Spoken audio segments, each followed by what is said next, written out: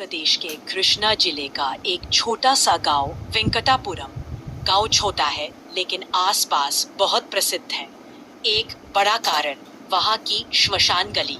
ये सच में एक गली है।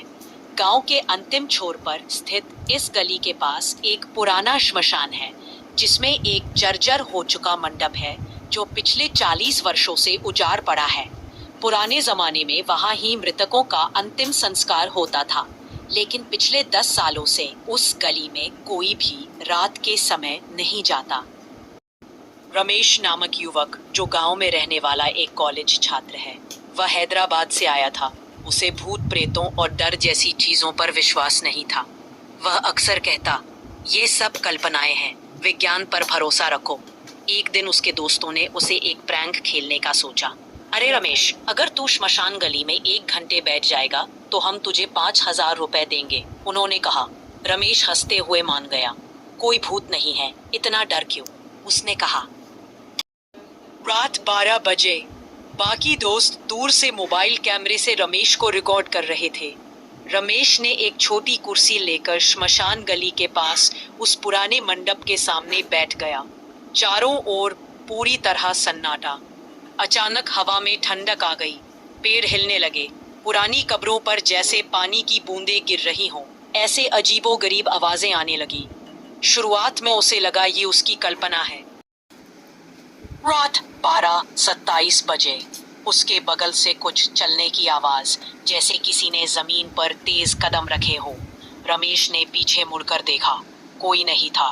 वह फिर से सामने मुड़ा, लेकिन इस बार उसे लगा कि किसी ने टैटू वाली हाथों से उसकी कुर्सी को छुआ। वह डर के मारे खड़ा हो गया।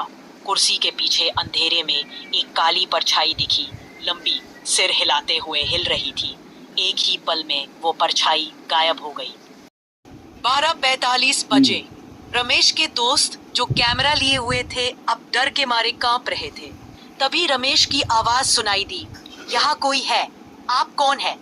फिर उनके कैमरे में दिखाई दिया रमेश के पीछे एक सफेद कपड़े में लिपटी आकृति, जिसका चेहरा नहीं दिख रहा था, जमीन से ऊपर उठ रही थी। उसकी आंखें जलते अंगारों की तरह चमक रही थी। रमेश जोर से चिल्लाकर भागने लगा, लेकिन ऐसा लग रहा था जैसे कोई उसे पकड़कर रोक रहा है। उसके कान के पास एक ठंडी फूंक जैसी फुसफुसाहट आई, तूने हमारी शांति भंग की है, अब तू भी हमारा हिस्सा है। रमेश बेहोश हो गया। कुछ देर बाद उसके दोस्त पास के बस स्टॉप पर बेहोश पड़े हुए पाए। उसके शरीर पर नीले निशान और भूरे रंग की हथेलियों के छाप थे। उस दिन के बाद रमेश पूरी तरह बदल गया। उसकी आंखों में नींद नहीं थी, चेहरे पर कोई मुस्कान नहीं थी। कुछ महीनों बाद वह अपने घर लौट गया, लेकिन आखिरी खबर ये थी, उसने मौन व्रत ले लिया। अब वह किसी से बात नहीं करता, किसी से नजर नहीं मिलाता।